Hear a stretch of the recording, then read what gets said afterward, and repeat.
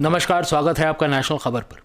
जैसा कि आप जानते हैं, इस समय जो है जर्नलिस्ट जितने भी हमारे साथीगण पत्रकार हैं, उनके ऊपर बहुत बुरा समय चल रहा है। अभी कल ही एक पत्रकार अरेस्ट भी हुए, उससे पहले एक पत्रकार की नौकरी गई ऑलमोस्ट।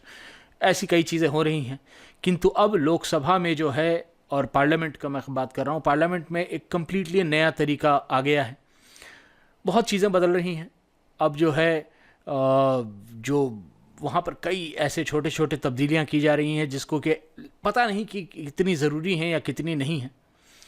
एक ज़माना था कि वहाँ की जो कैंटीन थी, वहाँ पर बैठ कर के जर्नलिस्ट लोग बहुत सारी बातें किया करते थे। मुझे तो कोई मौका नहीं मिला वहाँ जाने का, लेकिन हमारे कई ऐसे सीनियर जर्नलिस्ट हैं जो कि हमें बताते हैं वहाँ के बारे में, और बड़ा ही आनंददायक माहौल रहता था कि कैंटीन में जो है एमपीज़ आ रहे हैं, मिनिस्टर्स आ रहे हैं, और उनके साथ बैठ कर के जो जर्नलिस्ट हैं वो बात कर रहे हैं।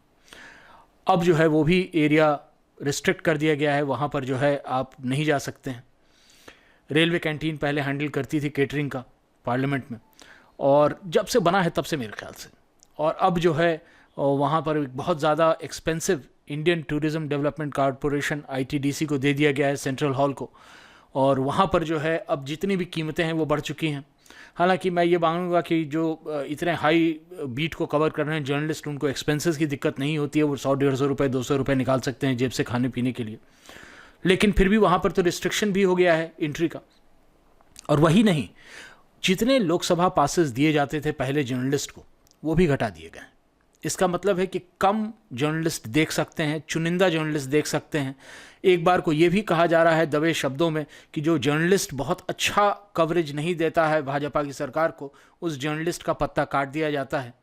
ये मेरे ख्याल से अच्छी बात नहीं है, क्योंकि जो चौथा स्तंभ है इस पर्टिकुलर देश का, इस देश के जो है जो विधि विधान बना हुआ है, उसका चौथा स्तंभ माना जाता है जर्नलिज्म को।